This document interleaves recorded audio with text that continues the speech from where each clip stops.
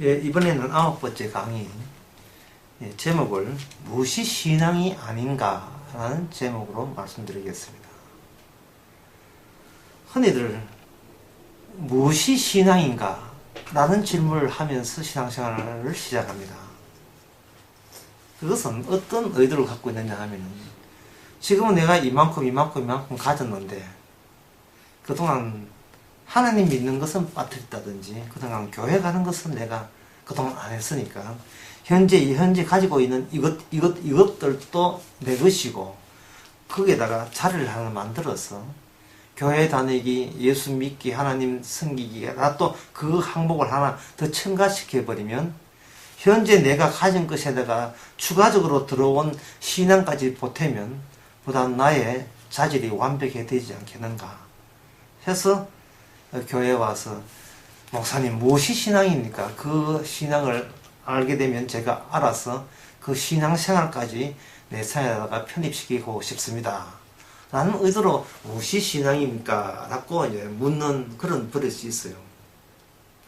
그런데 이 성경을 보게 되면 예수님께서 이 땅에 태어나시고 살아나시고 죽으시고 성천하시는 그 현장이 어떤 신앙인가 하면 무엇이 신앙이 없는 이방인들 한 자리에 나라에 예수님 나타나는 것이 아니고 지금 신앙생활을 나름대로 잘하고 있다고 자부하는 여호와를 잘 섬기고 있고 모세의 율법으로 충만한 그 나라에 예수님께서 현장에 나타났습니다.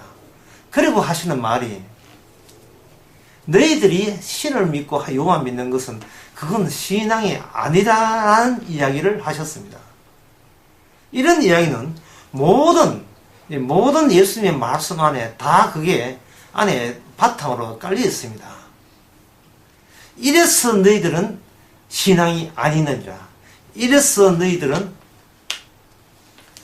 천국의 본 자식이 될 수 없느니라. 이렇게 이야기 하시는 거예요. 그러니까 그 이야기를 들어보면 그 당시 바리새인이나 서기관, 소위 신앙교육의 담당자를 할 수 있는 사람들이 예수님을 제거하고 싶은 마음이 항상 일어날 수밖에 없었습니다. 그들 입장에서는 예수님이 퍽이나 착한 사람이나 그렇게 훌륭한 사람이나 그렇게 아주 너그러운 사람이라는 인상을 받지를 않았어요.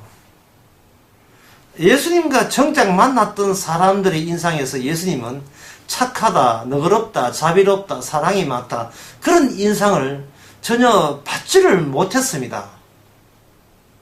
그런데 우리가 오늘날 우리들이 뭔가 예수님을 연상하라고 한다면 항상 너그럽고 착하고 훌륭하고 순하고 그런 뉘앙스를 가지고 합쳐서 예수님에 대해서 이렇게 종합하고 구성하는 그런 경향들이 많습니다. 훌륭하니까 우리를 구원하지 않겠느냐 그런 생각이 들지요. 근데 막상 그 당시 예수님 당시 유대인들의 입장에서는 참 나쁘다, 악하다, 귀신 들렸다, 저 사람은 아마 마귀 대장에 의해서 조정받고 있는 사람이다. 그런 인상이 더 강렬했습니다. 따라서 뭔가 우리가 예수님 생각하는 게 뭐 큰 오해가 있다는 것을 한번 생각해 보세요. 우리가 너무 가상적으로 예수님을 따로 이미지를 만들어 놓고 그것을 참된 예수님이라고 이렇게 섬기고 싶은 그런 충동을 우리 내부에서 이끌어오고 있다는 것을 우리가 한번 생각해 봐야 됩니다. 우리가 예수님의 인상을 만나고 예수님의 키를 보고 몸무게 보아서 그래서 믿을 수 있는 예수님이라면 예수님은 그런 식으로 절대로 자기 자신을 믿지 못하게 저지했습니다. 보고도 믿지 못하는 것이 예수님이다. 그런 뜻입니다. 그런데 제가 성경을 한 장 읽어보겠습니다. 고린도 후서 13장에 보면 예수님께서 그렇게 사람들에게 때로는 인기 있는 것처럼 보이고 때로는 사람들에게 밉상을 받았는데 그 당시 사람들도 예수님의 호응을 가졌던 경우가 있었습니다. 요한복음 6장에서 예수님께서는 보리떡 5개 물고기 2마리 가지고 무려 5,000명을 남자만 5,000명을 먹였습니다. 그렇게 할 때 예수님께서는 그들에게 왕처럼 비춘 거예요. 그러나 예수님께서 그들에게 물었습니다. 너희가 따른 이유가 뭐냐? 너희가 떡을 먹고 배부른 까닭이잖아 라고 이야기했어요. 그리고 예수님께서 정작 너희가 먹을 떡은 너희가 그 떡은 뭐냐면 내 살과 내 피를 먹어야 되지, 너희 전에 먹었던 오병이어는 그거는 너희에게 영생을 가져다 줄 수 없다고 했습니다. 이것은 민중들이 도무지 그들이 기대치 않는 예수님의 발언이고, 그렇게 될 때 예수님의 전혀 예상 못한 면이 나올 때 그들은 두말 없이 예수님을 떠나서 두 번 다시 예수님과 함께 하지 않았습니다. 예수님께서 왜 그렇게 하셔서 자기를 따르는 사람까지 자기 자리로 돌려보냈을까요? 고린도후서 13장 4절에 보면 그리스도께서 약하심으로 십자가에 못 박혔었으나 이렇게 되어 있습니다. 예수님께서 물류를 걸으시고 병을 고치시고 귀신을 쫓아내시고 기적을 일으키는 그 모든 것이 모여서 예수는 하여금 가장 약한 사람 만들겠다는 것이 바로 아버지 하나님이 아들 예수님에 대한 배우였고 뜻이었습니다. 이 땅에서 제발 약하게 살아가라는 거예요. 약하게. 그런데 오병이어의 떡을 먹던 사람들은 예수님을 임금 삼으려고 할 때 그들의 노림수는 뭐냐? 예수 믿고 난 뒤에 지금보다 더 강한 존재가 되는 것. 거기 몰두하고 그걸 내다보고 그들은 예수를 믿었습니다. 오늘날 교인들도 마찬가지예요. 교회 다니기 전보다 교회 다니고 후가 훨씬 자기의 파워라든지 세력이라든지 자기의 가장 재산이라든지 그게 늘어나고, 흔히 말하는 축복받았기에 이젠 여유롭게 살아가고, 큰 소리 치면서 살아가고 싶은 그런 소망, 그런 희망을 품고 예수 믿는 게 아닐까요? 그러나 그런 예수는, 그건 다른 예수고 마귀가 조작해낸 날조한 예수입니다. 정작 예수는 예수님이 일으킨 모든 기적들이 모여서 오히려 예수님을 약하게 만들었어요. 왜 아버지 하나님은 예수님을 그런 식으로, 아들을 그런 식으로 대우했을까요? 그것은 뭐냐? 오직 아버지 하나님의 능력으로만 살게 하기 위해서 그래서 하는 겁니다. 예수님은 충분히 약해져도 괜찮습니다. 왜? 아버지의 능력을 믿기 때문에. 아버지는 말씀대로 모든 것을 이루시기 때문에 그 말씀의 능력이 예수님 자신이 충분히 약해져도 상관없는 겁니다. 아버지의 능력은 자신의 약함을 이기기 때문에 그렇습니다. 예수님은 어느 정도로 약했느냐 하면은 자신에서 죽으실 정도로 약했습니다. 예수님 옆에 드는 강도는 예수님 보고 당신이 가진 솜씨를 발휘해가지고 여기서 벗어나라고 그렇게 충돌질을 했습니다. 그러나 예수님은 그냥 못 박히고 그냥 창 찔고 그냥 돌아가셨어요. 죽었습니다. 완벽하게 죽었습니다. 정말 자기 목숨을 잃었습니다.